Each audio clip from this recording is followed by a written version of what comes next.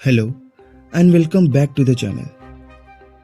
आप सबने बहुत सारे स्टोरीज में सुना होगा कि एक हादसे के बाद एक घर में रहने वाला पूरा परिवार अचानक से कहीं गायब हो गया। But if I tell you कि आज की इस वीडियो में मैं आप सबको एक ऐसी रियल स्टोरी के बारे में बताने जा रहा हूं जहां एक ही रात में, जी हां आप सबने सही सुना, इन जस्ट वन नाइट एक पूरा गांव अचानक से कहीं गायब हो गया। क्या आप सब मेरी इस बात पे यकीन कर पा रहे हो? लेकिन ये सच है। राजस्थान में एक गांव है जिसका नाम है कुलधरा। आज से तकरीबन 200 साल पहले इस गांव में एक ऐसा हादसा हुआ जिसके बाद एक ही रात में वो गांव, जिसमें कि 84 परिवार थी, अचानक से कहीं गायब हो गई।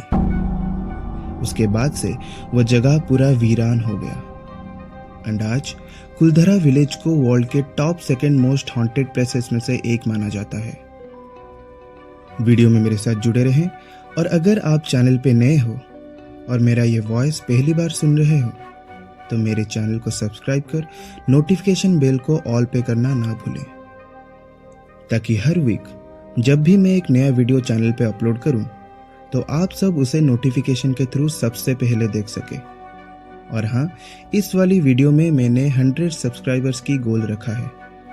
उम्मीद है आप लोग उसे जरूर से पूरा कर देंगे। तो चलिए ज्यादा टाइम वेस्ट ना करते हुए let's straight jump into the video.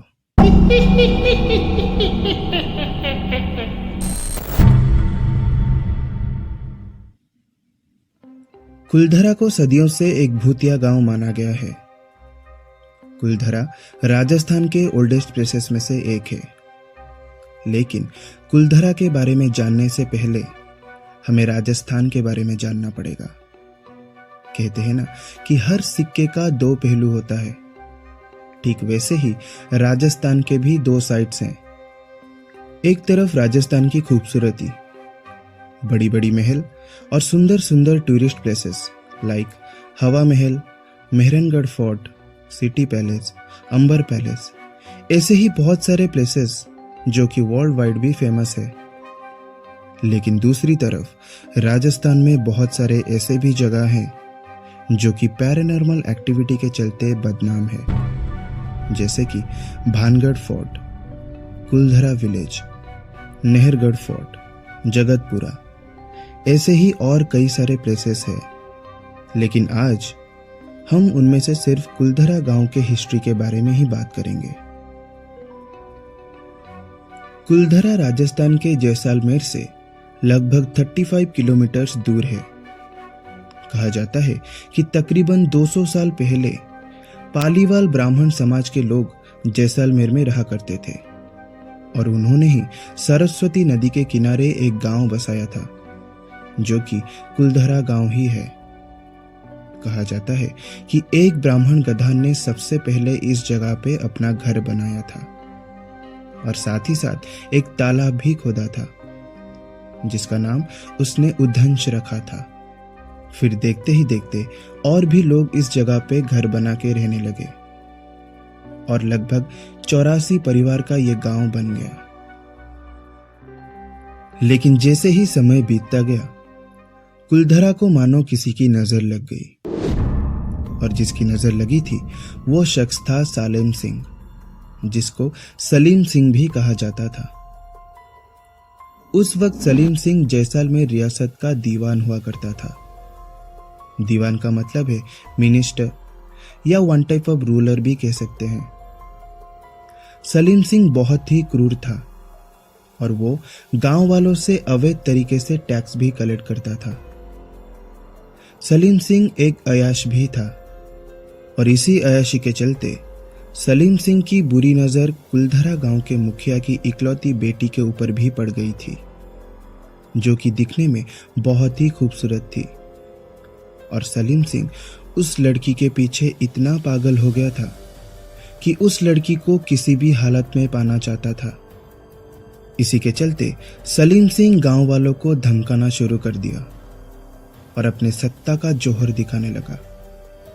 फिर एक दिन सलीम सिंह गांव की मुखिया को एक लेटर भिजवाता है जिसमें यह लिखा था कि अगले पूर्णमासी तक अगर उसको लड़की नहीं मिली तो वो जबरदस्ती उस लड़की को उठा ले जाएगा और पूरे गांव में कत्लेआम मचा देगा। ये सुनने के बाद गांव वाले बहुत डर गए और शाम को 84 परिवार के 5000 सदस्य मिलकर एक सभा बिठाए, जहां मुखिया की बेटी को यह पूछा गया कि उसका क्या कहना है। तो वह लड़की कहती है, अगर मेरे ये बलिदान से मेरा गांव का उद्धार हो सकता है तो मैं खुशी खुशी उस जालिम के साथ जाने को तैयार हूं। ये सुनने के बाद गांव वालों की आंखें भर आई और वो सब मिलकर डिसाइड करते हैं कि उस हैवान को हम किसी भी कीमत पे अपनी लड़की नहीं देंगे। फिर उसके बाद गांव की सभी बड़े मिलकर फैसला करते हैं कि सलीम सिंह से बचने के लिए हमें ये गांव छोड़ना पड़ेगा, और वो सब ऐसा ही करते हैं। कुलधरा के सभी लोग उसी रात में ही गांव छोड़ने के लिए तैयार हो जाते हैं और अपना सारा जरूरी सामान, जैसे कि अपना अनाज, मवेशी और गहने, सारा चीज लेके वो एक ही रात में ही वो गांव छोड़कर हमेशा के लिए चले जाते हैं और जाते जाते कुलधरा को श्रापित भी कर जाते हैं कि कुलधरा में कभी भी कोई भी बसावट नहीं हो पाएगी, यानी यहाँ कभी भी कोई भी गांव फिर से नहीं बस पाएगी। फिर सभी गांव वाले पाली नाम की जगह पे जाके बस गए। उसके बाद से ही कुलधरा आज तक वीरान पड़ा है और परिंदे भी इस गांव की सरहदों में दाखिल होने से डरते हैं। कई टूरिस्ट गाइड्स का कुलधरा के बारे में ये कहना है कि गांव छोड़ते समय जो बुजुर्ग आदमी थे 80-85 साल के, वो गांव वालों के साथ नहीं जा पाए और उसी गांव के तालाब में, जिसके बारे में मैंने शुरुआत में आप लोगों को बताया था, जिसका नाम है उधंश, उस तालाब में नमक और जहर डाल के उसके अंदर ही डूब के अपना जान दे दिया था। और कहते हैं कि तब से लेके आज तक उनकी आत्मा कुलधरा के खंडहरों में भटकती रहती है और उस खंडहर में अभी भी घूमने आए लोगों को अलग अलग आवाजें सुनाई देती है, जैसे कि महिलाओं की बातचीत करना और भरी बाजार की चहल पहल की आवाजें। कुलधरा विलेज अब राजस्थान गवर्नमेंट के अंडरटेकिंग में है और उस विलेज में टूरिस्ट भी अभी अलाउड हैं, लेकिन सिर्फ दिन के समय में ही वहां टूरिस्ट जा सकते हैं और वहां एक एंट्री गेट भी सरकार के द्वारा बनाया गया है, जो कि आप अभी स्क्रीन पर देख रहे हैं। आपको इस विलेज में एक भी छत देखने को नहीं मिल रहा होगा, क्योंकि उस वक्त लोग लकड़ी से ही अपना छत बनाते थे और गांव छोड़ के जाते समय कुलधरा के लोग अपने छत से सारी लकड़ी लेकर चले गए थे। आपको अगर कभी कुलधरा विलेज जाने का मौका मिले तो क्या आप वहां जाना पसंद करेंगे? और कभी रात में वहां रहने को कहा जाए तो क्या आप रहना चाहोगे? और किसको आप अपने साथ वहां ले जाना चाहते हैं, कमेंट में जरूर बताना। सो मिलता हूं आपसे किसी और नए क्रीपी और हॉरिफाइंग वीडियो के साथ। तब तक के लिए मैं क्रीपी क्लाउन आप सभी से जल्द ही मिलूंगा।